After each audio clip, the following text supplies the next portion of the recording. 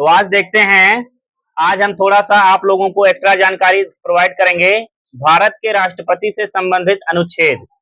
यहाँ तक कि हमारे संविधान में जितने भी पद हैं, संवैधानिक पद हैं, उनके अनुसार हर एक अनुच्छेद में हर किसी का वर्णन किया जाता है। स्पेशली आज हम आपको राष्ट्रपति से संबंधित अनुच्छेद के बारे में बात करने वाले हैं और ये बताने वाले हैं कि कौन से अनुच्छेद में राष्ट्रपति के लिए क्या विधान है। अंडरस्टैंड? तो पहले में देखेंगे क्या लिखा है। आर्टिकल 52 में भारत में एक राष्ट्रपति होगा।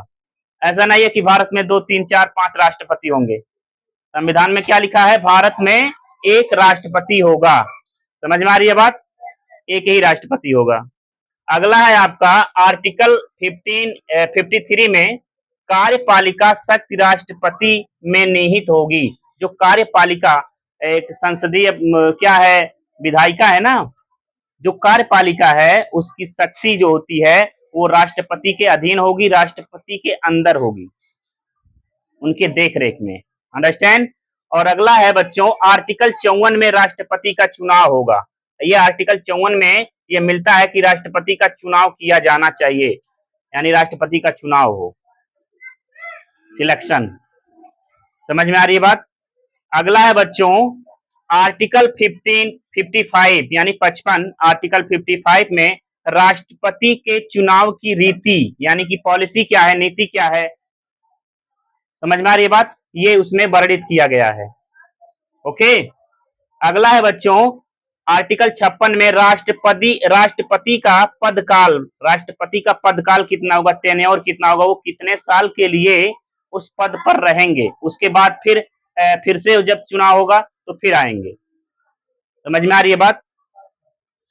आर्टिकल 57 पुनर्निर्वाचन की पात्रता, पुनर्निर्वाचन की पात्रता। अंडरस्टैंड? अगला है आर्टिकल 58 में राष्ट्रपति के पद की शर्तें, यानी कि उनके राष्ट्रपति पद पर आप बैठ गए तो उसके नियम क्या है, उसकी शर्तें क्या है कि उसे फॉलो करना होगा, उसका अनुकरण करना होगा। समझ में आ रही है बात? अगला है बच्चों आर्टिकल 59 राष्ट्रपति के पद से संबंधित जितनी भी नियम और शर्तें हैं वो भी इसमें दिया जाता है। अगला है बच्चों आर्टिकल 60 में राष्ट्रपति की शपथ या प्रतिज्ञान। आर्टिकल 60 के अनुसार राष्ट्रपति क्या करता है? शपथ ग्रहण करता है या प्रतिज्ञान करता है। अगला है बच्चों आर्टिकल 61 कहता है कि महाभियोग द्वारा पद से हटाना, यानी कि जो उसके सदस्य होंगे, राष्ट्रपति अगर गलत काम कर रहा है, राष्ट्रपति अगर कानून के खिलाफ काम कर रहा है तो जो उसके मनोनीत सदस्य होते हैं उसे महाभियोग लगाकर क्या कर सकते हैं? हटा सकते हैं, उसको पद से हटा सकते हैं।